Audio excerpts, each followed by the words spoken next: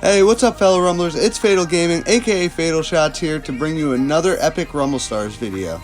So I'm actually super excited about today's video because I'm going to be doing a completely different style of video than I normally do. A good buddy of mine, Chi, actually inspired me on this one. He challenged me to try and beat his 2.5 Shiba Panda Rapid Cycle deck, but the challenge is you can only have the Panda and the Shiba as your primary score team, and it has to be effective in ladder. So this is the deck I came up with and actually did really well with, gaining a quick, easy 300 plus trophies. That being the Lazy Panda, Lovely Sheba, Melon, Royal Dung, Mr. Mine, Mr. Fire, Mr. Big Shot, and the Fake Ball. This deck actually only winded up costing a menial 2.37 energy, which is the cheapest you can make the cycle without having double passers, and it wouldn't work anyway because you actually need the only cards you could swap to make it a cheaper cycle.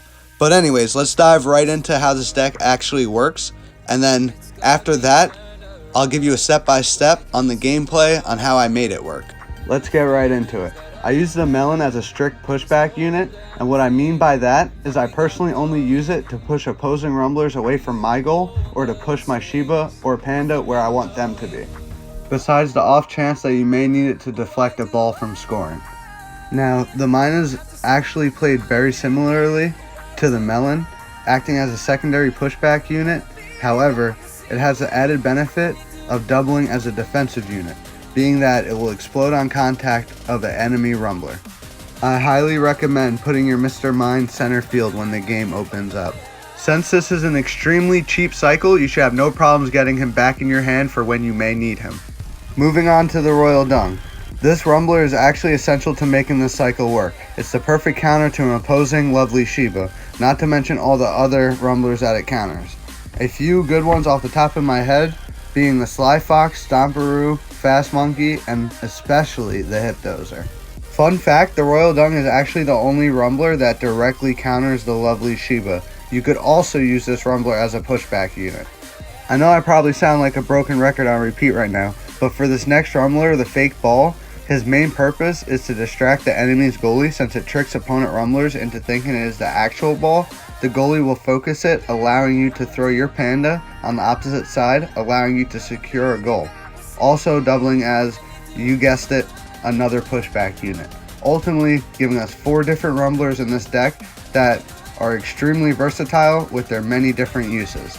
So with Mr. Fire, my main purpose for him was to burn the goalie. As I'm sure you all know, no goalie equals easy goals. Moving on to Mr. Big Shot. His key role in this cycle is to kill any Lovely Sheba, Sly Fox, Stomperoo, or Fast Monkey the second you see them. Also, being that this is such a quick cycle, I recommend using him anytime an enemy Rumbler is getting too close for comfort. Last but certainly not least, the whole reason for this cycle, the Lovely Sheba Lazy Panda combo.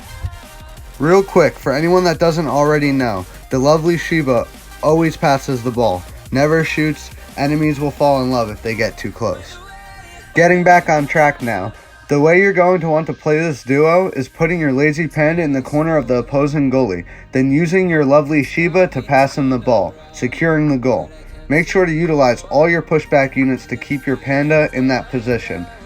A little tip, this strategy usually works best if you use the Shiba first, then the Panda, allowing the Shiba to grab the ball, pick a side, and then you can choose the appropriate side to throw your Lazy Panda at. You will see here, the enemy threw a Froggy at me, so I used my Royal Dung to push him upfield, and I still didn't like him that close, so I used my Fake Ball to push him even further away. And it also helps just to get my Fake Ball on the field as a distraction unit. You will see here, I used the Melon to deflect that ball, because if I didn't deflect it, the enemy's Panda would have secured that goal. So coming into this next match, I saw you had the Lovely Sheba and the Tiny Tanaki off rip, so I wanted to get my Fake Ball out there just in case, and I usually like to use my Mr. Big Shot on hamster trios, just because if they're over leveled, they can easily push past a goalie and secure a goal.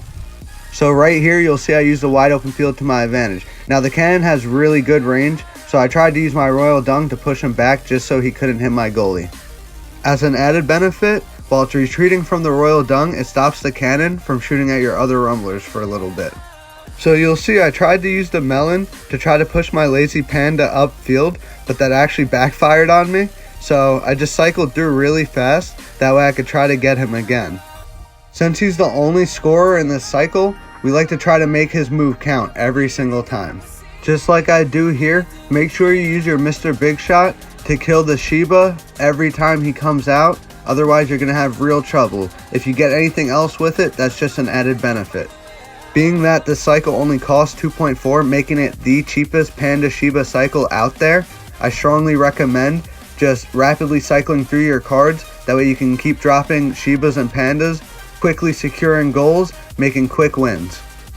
Well, that's it for me, everyone. I really enjoyed making this video. If you enjoyed watching it as much as I did making it, go ahead, like, comment, and subscribe. Also, be sure to hit that little bell to stay up to date on all my future posts. You can also follow me on all socials to stay connected. See you all in the next one. I'm out. Peace.